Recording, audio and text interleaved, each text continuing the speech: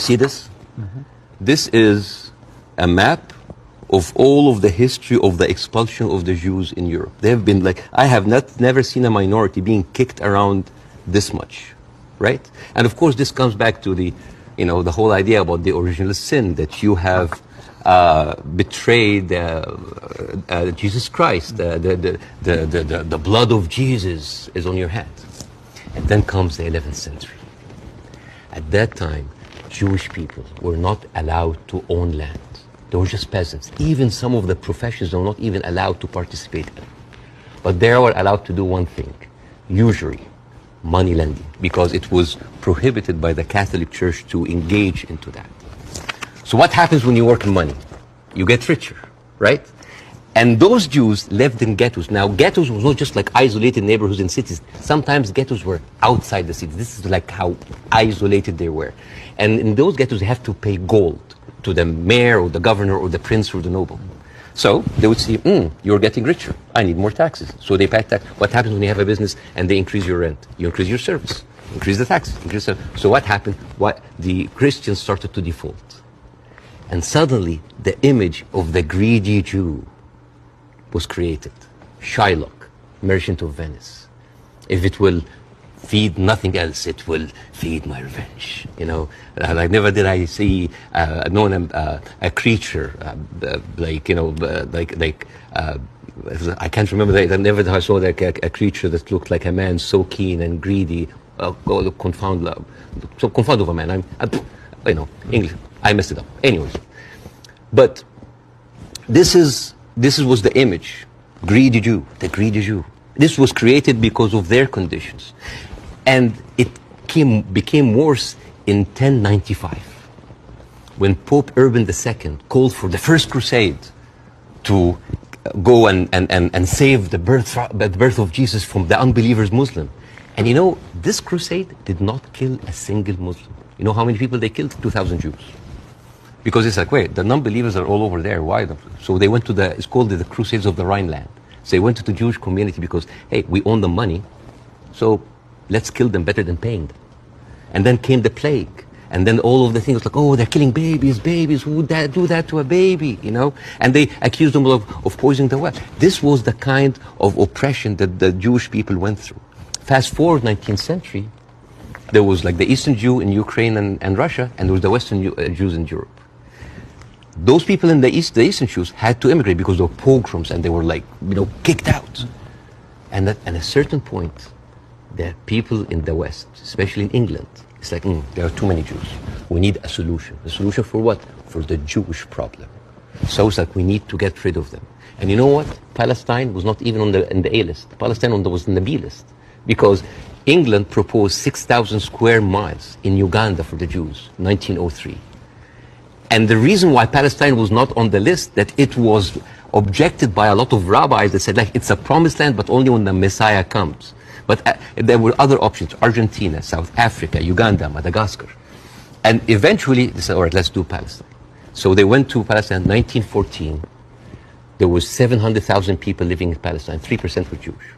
1917, Balfour Declaration. Arthur Balfour, he called the Jewish people in England that they are alien and hostile race. And the thing is, the only Jewish member of the parliament, of the English parliament, Lord Montague, he objects, like, these are British citizens, we should not kick them out. So they pushed them, but it was not going fast enough. Came the Nazis. And then it was not about the solution anymore. It was the end losing, the final solution by Hitler, because he needed an answer for the Jewish question, the Judefrage. And then, as you see, the Holocaust happened, the most orchestrated, industrialized, horrible genocide in our modern time. 6 million Jews died. So it accelerated, and they went. First of all, they left East Europe, and they went to West Europe, and they went to America, and they were turned down, and they were pushed towards Palestine. So by 1948, right before the declaration of the State of Israel, there were 2 million people living there. Only 30% of them was Jews. So the whole idea of like a land without a people to a people without a land was a marketing thing. They were already Palestinians. So suddenly, from our perspective, the Jewish problem is not a Jewish problem, is not a Middle Eastern problem, is not an Arab problem, it is a European problem. it was pushed on us together with the guilt, because now we are the anti-Semite. Now we are the Jewish hater. And not just that, they took land. So people look at this like, why are we even, we had a lot of refugees coming in. And during that, there was a lot of, as you know, Zionist militia, the Aragon, the Haganah, all of these people were killing Palestinians.